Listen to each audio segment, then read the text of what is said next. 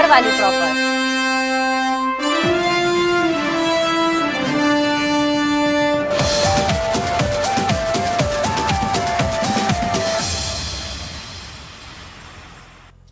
नमस्कार, state bulletin में आप सभी का स्वागत है। मैं हूं आपके साथ नलिनी सिंह पालीवाल। खबरों का शुरुआत करते हुए बता दूं कि भाजपा प्रदेश प्रवक्ता और पूर्व विधायक रंजना साहू ने प्रियंका गांधी से सवाल पूछा है। पूर्व विधायक ने कहा कि दलित और पिछड़े वर्ग के लोगों से आपके खानदान को नफरत क्यों?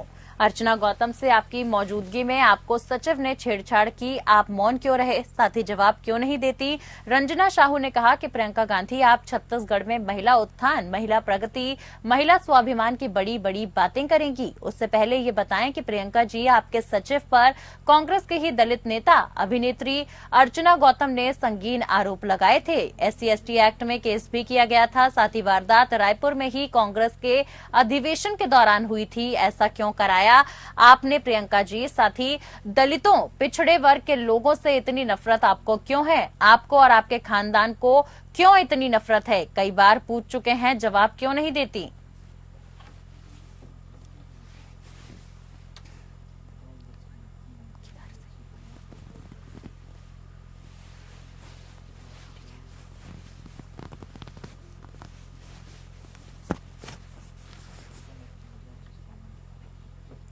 बीजेपी के दो पूर्व सांसदों ने की प्रेस कॉन्फ्रेंस। कांग्रेस के उम्मीदवार भूपेश बघेल पर जमकर साधा निशाना। कुछ शासकीय कार्यालय को अपने गृह जिले में ले गए। वहीं बीजेपी का संकल्प पत्र गरीब और किसान के हित में। राजनांदगांव लोकसभा क्षेत्र से पूर्व सांसद ने एक प्रेस कॉन्फ्रेंस करते हुए केंद्र की नरेंद्र मोदी सरकार द्वारा संकल्प पत्र में किए गए वादों को गांव, गरीब और किसान के हित में बताया। वहीं उन्होंने कहा कि भारतीय जनता पार्टी ने हर वर्ग का ख्याल रखते हुए अपना संकल्प पत्र बनाया है, जिसमें किए गए वादे 100% पूरे होंगे। पूर्व सांसद ने राजनांदगांव लोकसभा क्षेत्र से कांग्रेस के उम्मीदवार भूपेश बघेल पर जमकर निशाना साधा। उन्होंने कहा कि भूपेश बघेल सभा में जाकर राजनांदगांव लोकसभा क्षेत्र की जनता से झूठ कह रहे हैं कि गरीब परिवारों को मिलने वाले राशन में कटौती करते हुए 5 किलो कर दिया जाएगा। उन्होंने कहा कि जिस पात्रता के अनुसार जिले जिसे चावल मिल रहा है वैसे ही आगे भी मिलेगा। साथ ही बीजेपी के राजनांदगांव लोकसभा क्षेत्र के संयोजक मधुसूदन यादव ने कहा कि 5 वर्षों तक भूपेश बघेल छत्तीसगढ़ प्रदेश के मुख्यमंत्री रहे और इस दौरान उन्होंने राजनांदगांव की घोर अपेक्षा की है। यहां के कुछ शासकीय कार्यालयों को अपने गृह जिले दुर्ग में लेकर चले गए।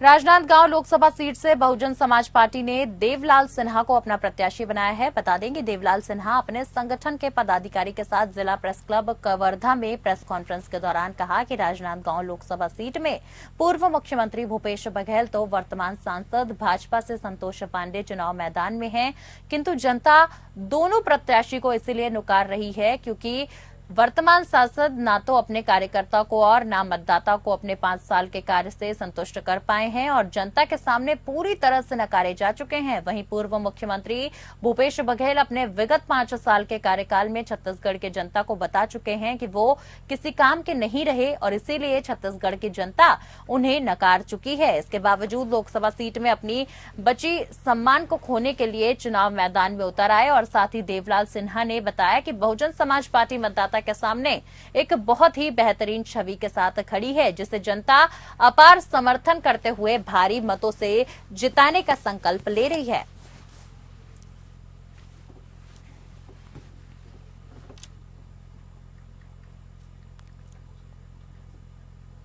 लोकसभा चुनाव का प्रचार प्रसार जोरों शोरों पर चल रहा है। बता दें, वहीं खैरागढ़ विधायक यशोदा नीलांबर वर्मा पर तंज कसते हुए छत्तीसगढ़ के पूर्व सीएम भूपेश बघेल पर रानी विभा सिंह ने गंभीर आरोप लगाए हैं, जिससे लोकसभा चुनाव को लेकर कांग्रेस पार्टी की चुनौतियां बढ़ती ही जा रही हैं। बता दें कि कांग्रेस पार्टी के ऊपर लगातार आरोप लगाते हुए रानी विभा सिंह ने एक वीडियो जारी किया है, जिसमें उन्होंने कहा कि भूपेश बघेल चुनाव में वोट बटोरने के लिए पद्मा देवी यानी कि तलाकशुदा पत्नी को वर्तमान पत्नी बताकर क्षेत्र में भोली भाली जनता को धोखा दे रहे हैं। साथ ही उन्होंने कहा कि पद्मा देवी ने 11 करोड़ रुपए लेकर राजा देवव्रत सिंह और बच्चों को बेसहारा छोड़ दिया था, परंतु चुनाव में जनता को गुमराह कर वोट बटोरने के लिए पद्मा देवी को स्वर्गीय राजा देवव्रत सिंह की पत्नी बताकर वोट मांग रही हैं। साथ ही कांग्रेस पार्टी में जब देवव्रत सिंह कांग्रेस में थे तब उनको बार बार बेइज्जत कर खून के आंसू रुलाया गया, जिसके चलते उन्होंने कांग्रेस पार्टी से इस्तीफा दे दिया और इन सारी घटनाओं को लेकर रानी विभा सिंह ने चुनाव आयोग से भी शिकायत करने की बात कही है।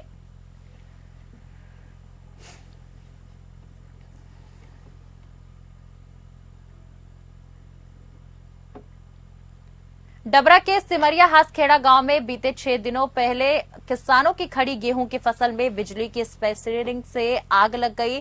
बता दें कि जिसमें किसान की लगभग 15 से 20 बीघा खेत की फसल जलकर राख हो गई थी। बता दें खेतों में आग लगते ही किसानों के बीच चीख पुकार का माहौल बच गया। किसानों ने बड़ी मशक्कत कर आग पर काबू पाया था, जबकि किसानों द्वारा फायर ब्रिगेड अधिकारियों को सूचना देने के बाद भी समय पर नहीं पहुंच पाए। समय रहते पहुंच जाते तो शायद कुछ हद तक किसानों के गेहूं की फसल को बचाई जा सकता था। किसानों ने बोरवेल से पानी फेंककर आग पर काबू पाया। साथ ही बताया जा रहा है कि 3 किसानों के खेतों में गेहूं की फसल को आग न अपनी चपेट में लिया था, जिससे किसानों को भारी नुकसान हुआ और किसानों ने बताया कि अभी तक कोई भी जिम्मेदार अधिकारी हमारे पास नहीं आया है। ऐसे में हम अपने परिवार का भरण पोषण कैसे करेंगे, जबकि प्रदेश के मुखिया डॉक्टर मोहन यादव और प्रधानमंत्री नरेंद्र मोदी मंच से कहते हैं कि भाजपा की सरकार किसानों की सरकार है, किसानों की हितैषी है और हमें अभी तक किसी भी प्रकार की कोई सहायता नहीं मिली है।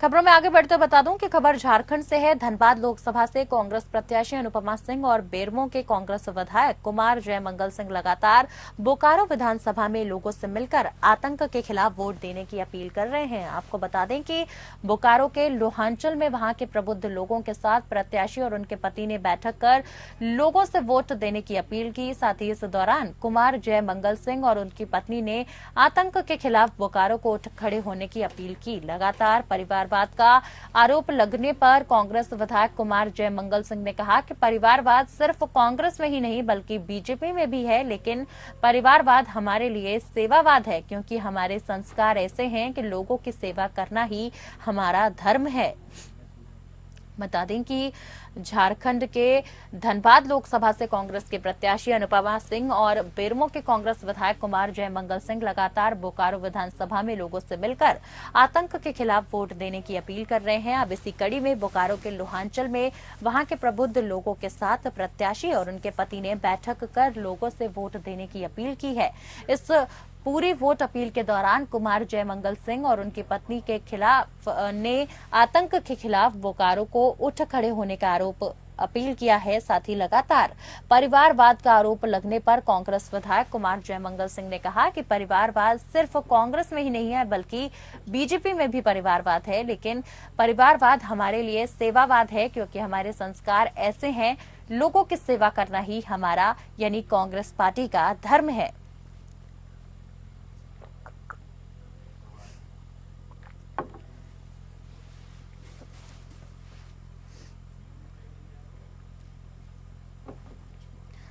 खबर बिहार से है। आपराधिक योजना हुई नाकाम। अपराध की एक बड़ी योजना को पुलिस ने किया नाकाम। बता दें कि हथियार और जिंदा कारतूस के साथ युवक की गिरफ्तारी की गई। 3 अपराधी अंधेरे का लाभ उठाते हुए भागने में सफल हो गए। साथ ही भागलपुर मधुसूदनपुर थाना क्षेत्र अंतर्गत गनौरा बादरपुर में हथियार से लैस 4 या 5 की संख्या में अपराधियों द्वारा अपराध की एक बड़ी योजना को पुलिस ने नाकाम कर दिया। सिटी एसपी ने एक प्रेस कॉन्फ्रेंस आयोजित कर बताया कि पुलिस को गुप्त सूचना सूचना मिली कि गनौरा बादरपुर के चहार दीवारी से घिरा विलास मंडल के बगीचे में हथियार से लैस अपराधियों ने अपराध की एक बड़ी घटना योजना बना रहे थे और मौका पाते ही त्वरित कार्यवाही करते हुए नगर पुलिस अधीक्षक के निगरानी में डीएसपी हेडक्वार्टर राकेश कुमार के नेतृत्व में एक पुलिस टीम का गठन कर छापेमारी की गई, जहां हथियार और 84 जिंदा कारतूस के साथ मिथिलेश कुमार को गिरफ्तार कर लिया गया, जबकि 3 अपराधी अंधेरे का लाभ उठाते हुए भागने में सफल हो गए। वहीं भागने में सफल अपराधियों का पहचान कर लिया गया है और जिसे जल्द ही पुलिस गिरफ्तार कर लेगी। बता दें कि भागे हुए आरोपियों की पुलिस लगातार तफ्तीश में जुट गई है। वहीं एक मुख्य आरोपी को गिरफ्तार कर लिया गया है। आपको बता दें कि हथियार और 84 जिंदा कारतूस के साथ मिथिलेश कुमार को गिरफ्तार किया गया है, जबकि मौके से 3 अपराधी अंधेरे का लाभ उठाते हुए भागने में सफल हो गए।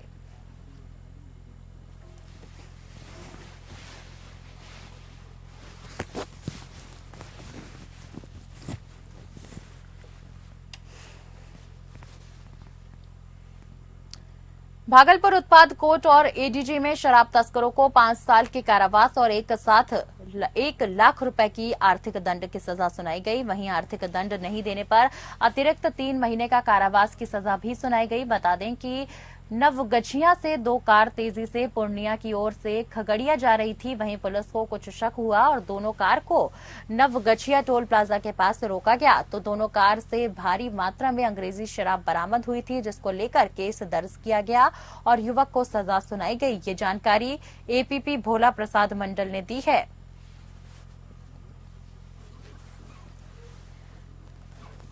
बता दें कि नवगछिया से 2 कार तेजी से पूर्णिया की ओर खगड़िया जा रही थी। वहीं पुलिस को कुछ शक हुआ और दोनों कार को नवगछिया टोल प्लाजा के पास रोका गया, तो दोनों कार से भारी मात्रा में अंग्रेजी शराब बरामद हुई, जिसको लेकर केस दर्ज किया गया और युवक को सजा सुनाई गई। ये जानकारी एपीपी भोला प्रसाद मंडल ने दी है।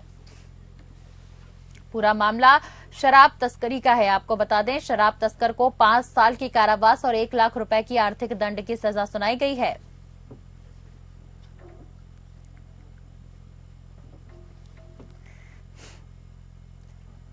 दो 2024 लोकसभा चुनाव के दूसरे चरण के मतदान में अब कुछ ही दिन बाकी हैं। ऐसे में सभी राजनीतिक पार्टियां चुनाव प्रचार कर रही हैं। ऐसे में कांग्रेस ने सूरत जिले की कामरेज तहसील में जनसंपर्क बैठक की। कांग्रेस की जनसंपर्क बैठक में राज्यसभा सांसद और गुजरात कांग्रेस में प्रदेश अध्यक्ष शक्ति सिंह गोहिल सहित कई बड़े नेता मौजूद रहे। आपको बता दें कि शक्ति सिंह गोहिल ने बीजेपी के खिलाफ मोर्चा खोला और सवाल उठाए। बीजेपी ने जब 2 करोड़ नौकरियां देने की बात की थी, एक भी नई नौकरी पैदा नहीं हुई। यहां तक कि जो नौकरियां थी वो भी छूट गईं। काला धन वापस लाने की बात भी की गई, लेकिन काला धन वापस लाने में सफल नहीं हुए, बल्कि काला धन बाहर चला गया। बता दें कि शक्ति सिंह गोहिल ने बीजेपी द्वारा किसानों को दी गई गारंटी पर भी कई सारे सवाल उठाए। बीजेपी ने किसानों की आय दोगुनी करने की बात की थी, लेकिन साथ ही गुजरात कांग्रेस समिति के अध्यक्ष ने भारतीय जनता पार्टी पर तीखे हमले किए और भाजपा को अहंकारी पार्टी बताया है। आपको बता दें, इस पूरे मौके पर काले धन और रोजगार को लेकर कांग्रेस प्रत्याशी ने जमकर भारतीय जनता पार्टी का घेराव किया और भारतीय जनता पार्टी को एक अहंकारी पार्टी बताया है। मुख्तार अंसारी की मौत के बाद अभी उनके सहयोगियों की कार्रवाई जारी रखते हुए जिला प्रशासन ने यह एक बड़ी कार्यवाही की है।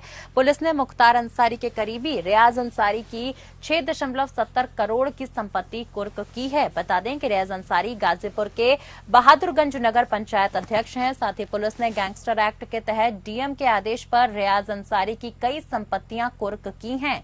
कसीमाबाद क्षेत्र के बहादुरगंज में स्थित रियाज अंसारी की 5 संपत्तियों को कुर्क किया गया है, जिनकी अनुमानित कीमत 6 करोड़ 70 लाख रुपए बताई जा रही है। साथ ही कुर्क की गई ये संपत्तियां रियाज अंसारी, उसकी पत्नी निखत और उसके साले एहतेशाम के नाम थी। बता दें कि रियाज अंसारी और उसकी पत्नी पर फर्जी नियुक्ति, कई लोगों की जमीनें जबरन कब्जा करने समेत कई गंभीर मामलों में केस दर्ज हैं।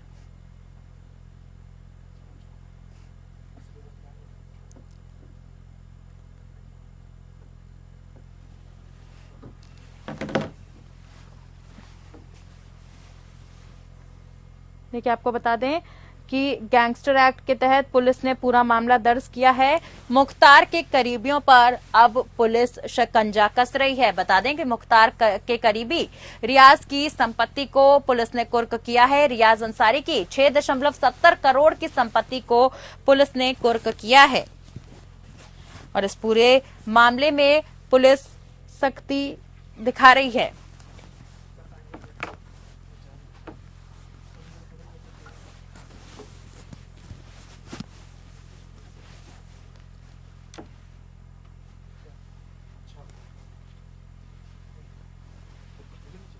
मुख्तार के करीबी पर पुलिस का शिकंजा। लोकसभा चुनाव में बहुजन समाज पार्टी यानी कि बसपा को बड़ा झटका लगा है। बरेली लोकसभा सीट से बसपा प्रत्याशी का नामांकन पत्र खारिज हो गया है। बरेली से छोटेलाल गंगवार ने नामांकन पत्र दाखिल किए गए थे, साथ ही नामांकन पत्रों की जांच हुई। जांच में बसपा प्रत्याशी के नामांकन पत्रों से त्रुटि मिलने के कारण खारिज कर दिया गया है। अब बसपा बरेली के चुनावी मैदान से बाहर हो गई है। वहीं आंवला सीट की बात करें तो आंवला सीट से बसपा प्रत्याशी आबिद अली का नामांकन खारिज होने की खबरें सामने आई। हालांकि उनका नामांकन जांच में वैध पाया गया। आबिद अली के मुताबिक खुद को बसपा प्रत्याशी दर्शाकर सत्यवीर सिंह ने नामांकन किया था। वहीं आबिद अली का कहना है कि सच्चाई पता चलने पर जांच में उनका पर्चा वैध माना गया है, जबकि सत्यवीर सिंह का नामांकन निरस्त कर दिया गया है।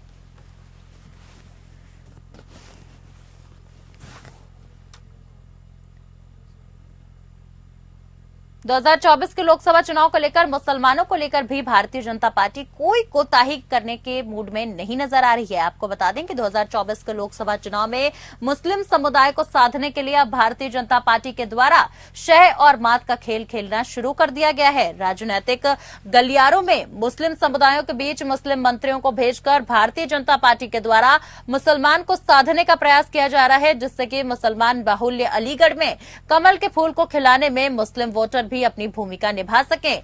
इसको लेकर भारतीय जनता पार्टी के द्वारा मुस्लिम नेताओं के चेहरे पर भाजपा के लिए वोट अपनी ओर खींचने का प्रयास किया जा रहा है, जिससे कि 2024 के लोकसभा चुनाव में भारतीय जनता पार्टी को मुसलमानों का वोट हासिल हो सके। इसको लेकर आज भी भारतीय जनता पार्टी की योजनाओं का गुणगान करने भारतीय जनता पार्टी के प्रदेश सरकार के अल्पसंख्यक कल्याण मुस्लिम वक्फ एवं हज राज्य मंत्री दानिश अंसारी के द्वारा अलीगढ़ पहुंचने पर मुसलमानों को लेकर बड़ी बात कही गई है। साथ ही दानिश अंसारी का कहना है कि भारतीय जनता पार्टी की सरकार में मुसलमान सुरक्षित हैं।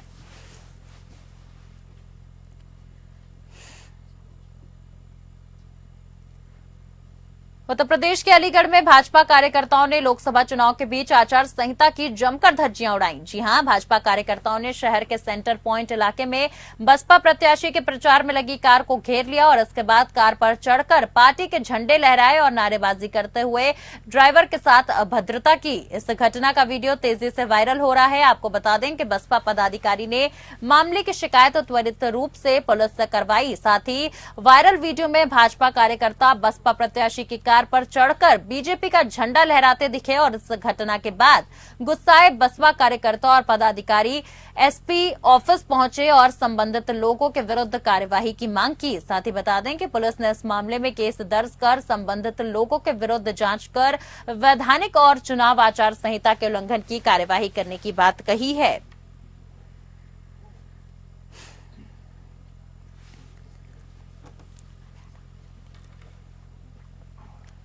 कहते हैं ना कि मेहनत करने वालों की कभी हार नहीं होती, सफलता एक दिन उनके कदम जरूर चूमती है। यही कारण है कि लंबे समय से लगातार मेहनत करने का फल जब किसी को मिलता है तो उसकी खुशी का अंदाजा नहीं लगाया जा सकता। ऐसा ही एक नजारा एक छात्र की सफलता को लेकर देखने को मिला है, जिसमें जब छात्र का नंबर उत्तर प्रदेश में 5 स्थान पर आया तो छात्र राहुल उपाध्याय का सीना गर्व से चौड़ा हो गया। जी हाँ, साथी छात्र के द्वारा जो उम्मीद लगाई गई थी वो पूरे तरीके से साकार होती नजर आई। राहुल के उत्तर प्रदेश में 5वें स्थान पर आने की सूचना जैसे ही परिवारजन और कॉलेज प्रबंधन को लगी तो कॉलेज प्रबंधन के द्वारा छात्र का फूल माला के साथ भव्य स्वागत किया गया और छात्र के उज्जवल भविष्य की कामना करते हुए उसकी जमकर सराहना की गई। दरअसल अलीगढ़ के तहसील इगलास के कस्बे में स्थित विष्णु दत्त इंटर कॉलेज के छात्र राहुल उपाध्याय ने यूपी बोर्ड की इंटरमीडिएट परीक्षा में प्रदेश में 5वां स्थान प्राप्त कर प्रदेश और जनपद में कीर्तिमान स्थापित किया है। और उसके पिता विष्णु दत्त कॉलेज में ही गणित के शिक्षक हैं। वो 2 भाई हैं, साथ ही घर में माता गृहिणी हैं और उनके मार्गदर्शन में प्रतिदिन सुबह के समय 3 से 4 घंटे तथा शाम को 3 से 4 घंटे अतिरिक्त पढ़ाई छात्र के द्वारा की जाती है।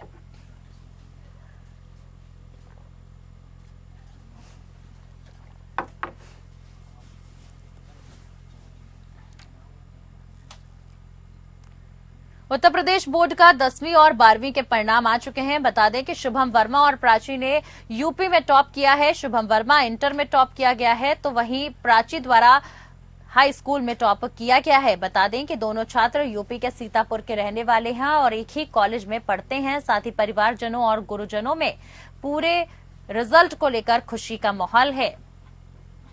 बता दें कि शुभम वर्मा ने इंटर में टॉप किया है, वहीं प्राची ने हाई स्कूल में टॉप किया है। प्राची निगम ने माता पिता का सर गर्व से ऊंचा कर दिया। बता दें कि दोनों छात्र यूपी के सीतापुर के रहने वाले हैं। हाई स्कूल में टॉप किया है, कैसा लग रहा है? मुझे बहुत अच्छा लग रहा है। अपनी सफलता का श्रेय बेटा किससे देना चाहेंगे आपने? मेरी सफलता का श्रेय मेरे माता पिता और मेरे टीचर्स, रिस्पेक्टेड टीचर्स को देना चाहती हूँ। आपने टॉप किया है और कई बच्चे परीक्षा में प्रतिभाग कर रहे थे, उनको क्या संदेश देना चाहेंगे? मैं उनको यह संदेश देना चाहूंगी कि उन्होंने जो भी मार्क्स प्राप्त किए हैं अपनी मेहनत से प्राप्त किए हैं और इसी तरह से अपने आगे मेहनत करते रहें।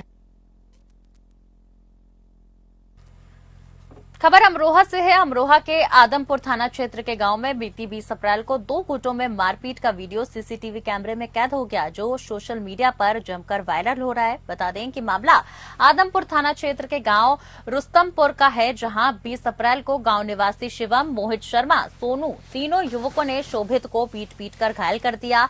मारपीट का लाइव वीडियो सोशल मीडिया पर तेजी से वायरल हो गया। वीडियो के आधार पर पुलिस मामले की जांच पड़ताल में जुट गई है। आप खुद तस्वीरों में देख सकते हैं कि किस तरह से दबंग युवक एक युवक को बेल्ट व लाठी डंडों से पीटते नजर आ रहा है। आपको बता दें कि पूरा मामला मारपीट का है, जहां 2 गुटों में जब मारपीट हुई तो वीडियो तेजी से वायरल हो गया। साथ ही अमरोहा के आदमपुर थाना क्षेत्र के गांव में बीती 20 अप्रैल का पूरा मामला बताया जा रहा है। बहरहाल खबरों में आगे बढ़ते हुए आपको बता दें, खबर बदायूं से है। बदायूं के थाना वजीरगंज के शेरे अंदाजपुर गांव के रहने वाले अब्दुल शहीद खान ने अपनी बेटी फिजा बेगम की शादी यासीन नाम के बेटे आमिर खान से शेरे अंदाजपुर गांव में मुस्लिम रीति रिवाज से 11 महीने पहले की थी। बता दें कि शादी के बाद से ही ससुराल वाले बाइक और नगद रुपए मांगते थे और फिजा बेगम की लाठी डंडों से पिटाई करते थे। अब इसी बीच फिजा बेगम गर्भवती हो गईं, तो 10 अप्रैल को ससुराल वालों ने फिजा बेगम को लाठी डंडों से मारा पीटा, जिससे उसके पेट में चोट लग गई। गंभीर हालत में फिजा बेगम अपने मायके आ गईं। वहीं गंभीर हालत को देखते हुए मायके वालों ने फिजा को जिला अस्पताल में भर्ती कराया, जहां फिजा बेगम के 2 भ्रूण पैदा हुए। आपको बता दें, चोट लगने के कारण दोनों बच्चों की मौत हो गई। वहीं सूचना पर पहुंची पुलिस ने दोनों बच्चों को कब्जे में लेकर दोनों बच्चों का पोस्टमार्टम कराया है। तो फिलहाल के लिए इस बुलेटिन में मेरे साथ बस इतना ही। नमस्कार।